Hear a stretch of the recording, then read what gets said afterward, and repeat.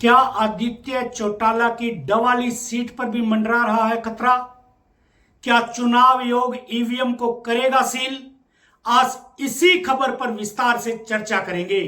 नमस्कार, मैं विनोद विक्टर, आप देख रहे हैं नॉन स्टॉप एलनाबाद।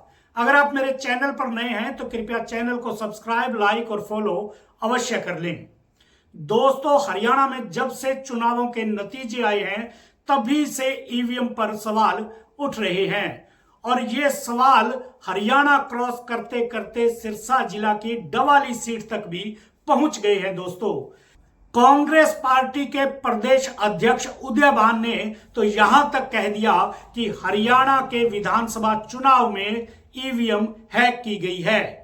वहीं कांग्रेस पार्टी के शीर्ष नेतृत्व यानी कांग्रेस पार्टी के पूर्व राष्ट्रीय अध्यक्ष राहुल गांधी ने भी सवाल उठाते हुए कहा कि हमें हरियाणा की अनेक विधानसभा क्षेत्रों से शिकायतें मिल रही है, हम इनका विश्लेषण कर रहे हैं और इसकी शिकायत चुनाव आयोग को करेंगे।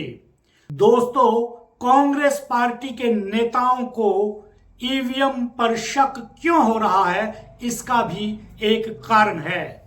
कहीं ना कहीं चुनाव से पूर्व हरियाणा में कांग्रेस पार्टी जीतती नजर आ रही थी और धरातल पर काफी मजबूत दिख रही थी, जिससे कांग्रेस पार्टी के नेता और कार्यकर्ता बेहद उत्साहित थे। वहीं पूरे देश के एग्जिट पोल और वरिष्ठ पत्रकारों ने भी इस तरफ इशारा किया था और अपने रुझानों में बताया था कि हरियाणा में कांग्रेस पार्टी पूर्ण बहुमत के साथ आ रही है और पिछले 10 साल का सूखा समाप्त करने वाली है। कहीं ना कहीं राजनीति पर पैनी नजर रखने वाले लोगों का कहना था कि बीजेपी के खिलाफ 10 साल की एंटी इनकम्बेंसी यानी लोगों की नाराजगी काम कर रही है, जिसको देखते हुए इस बार हरियाणा में बीजेपी जीतती नजर नहीं आ रही है। लेकिन दोस्तों, जब चुनाव परिणाम आए तो वो बिल्कुल इसके उलट आए।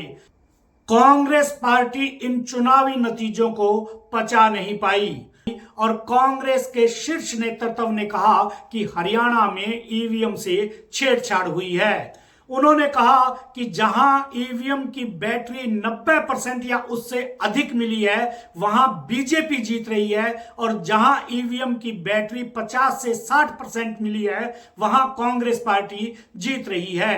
कहीं ना कहीं हरियाणा में करीब 20 सीटों पर ईवीएम से छेड़छाड़ हुई है। वहीं कांग्रेस के पूर्व मुख्यमंत्री भूपेंद्र सिंह हुड्डा ने ईवीएम पर सवाल उठाते हुए कहा कि पहले राउंड में जहां बैलेट पेपर की गिनती हुई थी वहां कांग्रेस पार्टी काफी आगे चल रही थी, लेकिन जैसे ही ईवीएम से मतगणना स्टार्ट हुई कांग्रेस पार्टी हारना शुरू हो गई और बीजेपी जीतना शुरू हो गई।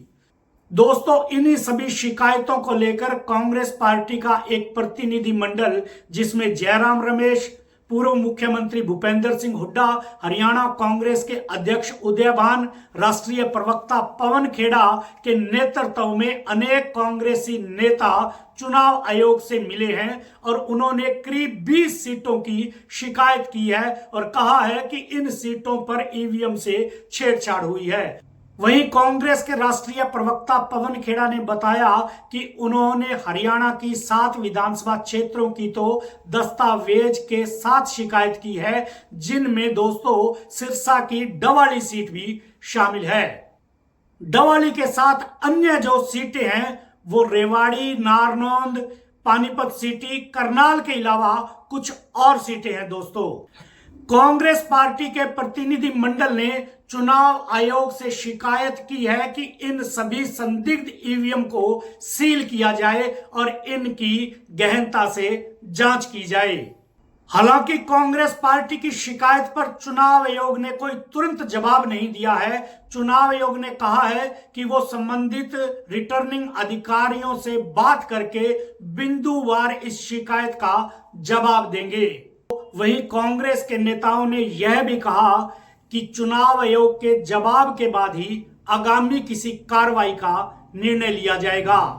दोस्तों, अब देखना दिलचस्प होगा कि चुनाव आयोग कांग्रेस पार्टी की शिकायत पर क्या दस्तावेज सहित जो शिकायत हुई है उन विधानसभा क्षेत्रों की जो ईवीएम है उनको सील करेगा या इस पे कुछ और निर्णय लेगा, ये तो आने वाले समय में ही पता चल पाएगा।